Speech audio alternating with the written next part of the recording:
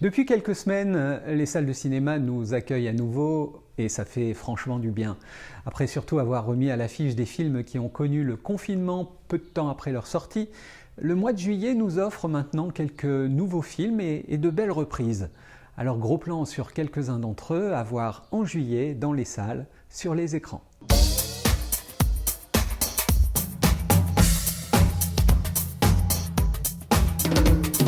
Nous avancerons progressivement en suivant le calendrier et c'est donc ce 8 juillet que j'ouvre ma sélection du mois avec L'Envolée, un charmant premier film de la réalisatrice britannique Eva Riley. Une histoire de passage à l'âge adulte, un récit mené par des femmes qui s'inspirent des traditions et des styles du cinéma indépendant britannique, tout en développant une étude de personnages intimes, celle d'une jeune gymnaste dans la banlieue de Brighton, qui trouve une confiance inattendue au travers de la découverte d'un demi-frère. Alors il y a bien sûr les enjeux familiaux qui se bousculent très vite avec les conditions sociales, l'importance de l'apparence, du regard des autres, surtout dans cette période de l'adolescence, et puis bien sûr la confiance en soi, plein de sujets passionnants qui sont abordés avec une certaine empathie, beaucoup de douceur et de la sensibilité, portée également par une très belle appropriation de leur rôle par les deux jeunes acteurs que sont Frankie Box et Alfie Digan. Have you got any money for me? No money, no competition. You're a fucking thief, ain't you? How about I'll squash it all right now? You just gotta help me. Not really for little girls. I take it that's why you can't do it. Look, Lee, hey, she didn't mean that. What do you mean? You got Take the keys, take the keys! What are you doing? No! Did it not freak you out getting that bike? No. Lee, everything okay? Lee, you haven't warmed up. Lee! Lee!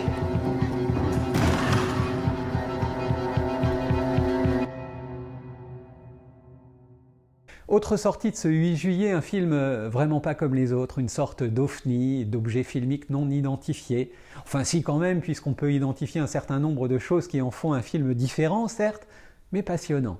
Alors il s'agit de Malmkrog, du roumain Cristi Puiu, et il faut vous le dire tout de suite, ce n'est foncièrement pas pour tout public, et ça dure déjà 3h20. Mais cependant, pour ceux d'entre vous qui peuvent l'endurer et qui aiment les dialogues, eh bien c'est une véritable expérience cinématographique stimulante qui vous attend.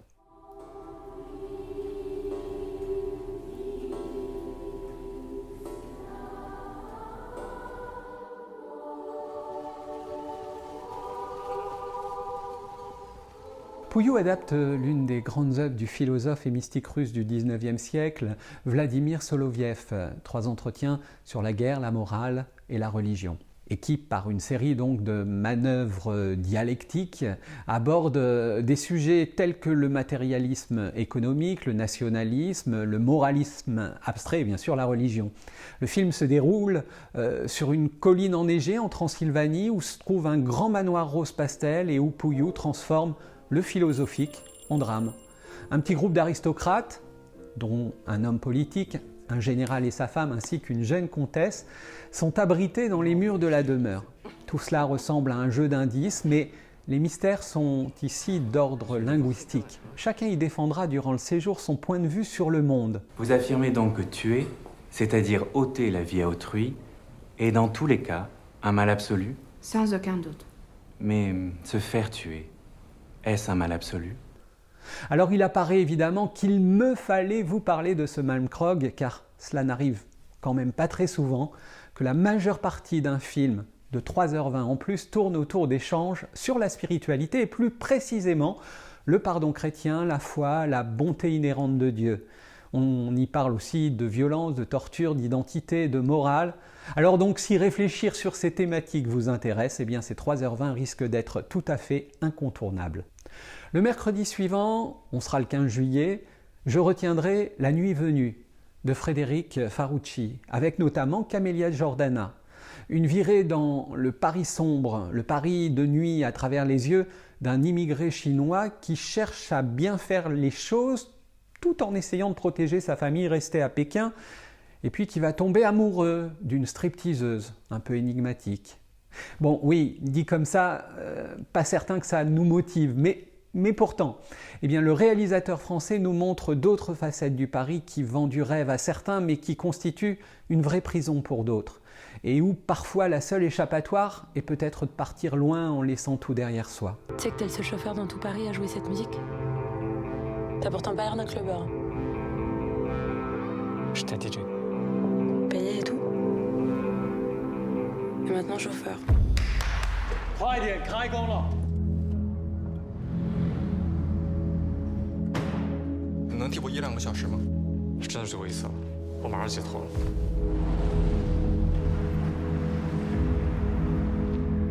Ça fait combien de temps que t'es là?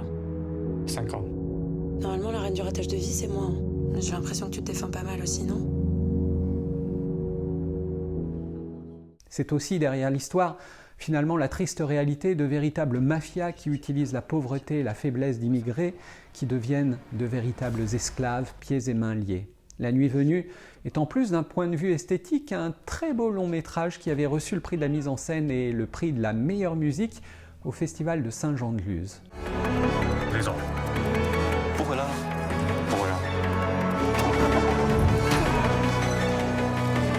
Ça t'a fait peur? Et toi? Oui. On avance d'une semaine et je vous propose Madré de l'excellent Rodrigo Sorogoyen, un film extrêmement touchant qui se construit en 2 temps. Le premier, qui ouvre le film et vous plaque littéralement émotionnellement dans votre fauteuil. Percussion, intensité, efficacité, avec l'histoire d'Elena qui reçoit un coup de téléphone de son fils, apeuré, perdu sur une plage des Landes, ne retrouvant pas son père. Corre, Iván, corre. Vamos, que corres muy bien, lo vas a hacer muy bien, ¿vale? Tienes que correr todo lo rápido que puedas, ¿me estás oyendo? Y te escondes. ¡Corre, estás corriendo! ¿Qué pasa? Iván, dime algo, por favor. Iván, por favor, dime que estás bien. Cariño. C'est presque un autre film alors qui commence. On est 10 ans plus tard, tout en douceur et avec un autre langage cinématographique. Le récit de la longue résilience d'une mère broyée par son passé qui est filmé avec tendresse et respect et qui va se confronter à nouveau à ses pulsions maternelles, ouvrant là certaines ambiguïtés morales et sentimentales, où la complexité des sentiments et des apparences se mêlent et ne facilite en rien. ¿Cuál es su dirección? ¿Cómo? No, vous savez où j'habite. Je vous ai vu, monsieur. ¿Has estado con él? No me mientes, por favor. No te equivocas. Sí, loca, loca. ¡Sortez d'ici! ¡C'est des malades! ¿Ah, sí? Me estoy equivocando. No se parece a Iván, ¿no? Elena, mírame. Elena. ¿Qué piensas hacer? Une mise en scène tout à fait remarquable et une réelle performance de la comédienne Marta Nieto. Des nouveautés qui arrivent progressivement sur les écrans, vous l'aurez compris, surtout pendant l'été, mais qui offrent aussi la possibilité de s'intéresser à des rééditions en version restaurée. Et j'en vois 2 qui valent particulièrement le détour au mois de juillet. High Hopes, le premier long métrage de Mike Leigh, ce même 22 juillet donc. Un portrait haut en sarcasme du tchatchérisme de la fin des années 80. C'est vraiment un joyau à redécouvrir, un exemple de cinéma engagé, où le réalisateur de Secrets et mensonges développe son style unique pour raconter la vie de la classe moyenne. Alors, ne vous attendez pas non plus à un film propagande où toute la bonté réside chez les travaillistes et tout l'égoïsme forcément chez les conservateurs. Non. High Hopes est un film vivant et stimulant qui nous renvoie à nos clichés et nos formes d'autoprotection. Leigh voit ses personnages et leur style de vie de façon si vivante, si impitoyable, je dirais même, et avec un côté satirique si tranchant que le film réussit un tour de passe-passe. Nous commençons par rire des autres et nous finissons par nous sentir un peu mal à l'aise avec nous-mêmes. You scared again?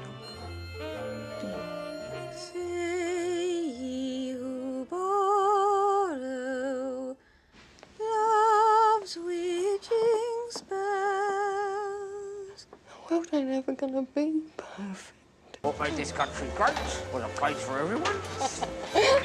And everyone in his place.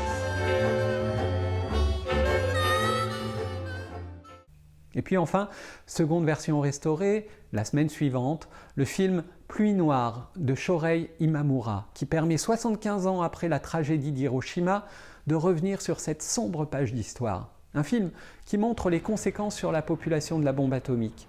L'on y voit l'évolution de leur santé physique et mentale, mais également les répercussions sociales, puisque les personnes touchées sont ostracisées par le reste de la population. Pluie noire est un film marquant qui a reçu de nombreux prix, dont le prix de la Commission supérieure technique du Festival de Cannes, c'était en 1989.